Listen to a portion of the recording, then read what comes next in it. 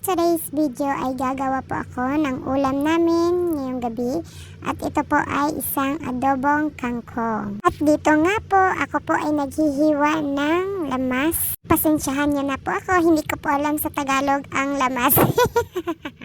At ito nga po pala ang itsura ng kangkong mga kalalabs.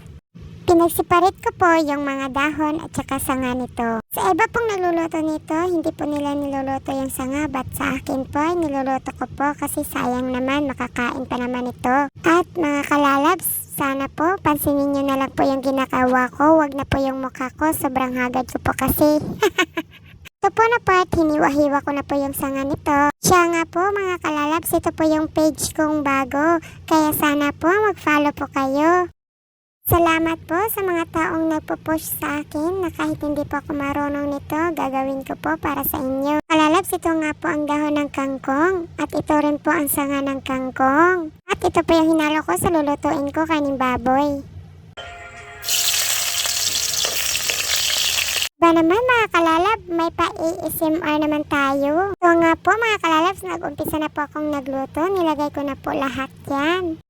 Ang karne, sibuyas at bawang. Na hindi marunong magluto dyan, tingnan nyo lang po yung niluluto ko, ay aba marunong ka na niya. Yung pagluluto ko po mga kalalabs, nakuha ko pa ito sa mama ko.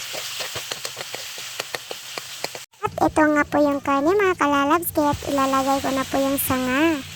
At pagkatapos po mga kalalabs, ay imikos-mikos nyo lang po yan. Take note mga kalalabs, huwag nyo po gamitin ang kamay nyo at baka kayo po ay mapaso. Tapos naman po, ilagay na po natin yung dahon ng kangkong. Ito pong dahon ng kangkong, i-warm heat nyo lang po kasi madali lang po itong maluluto.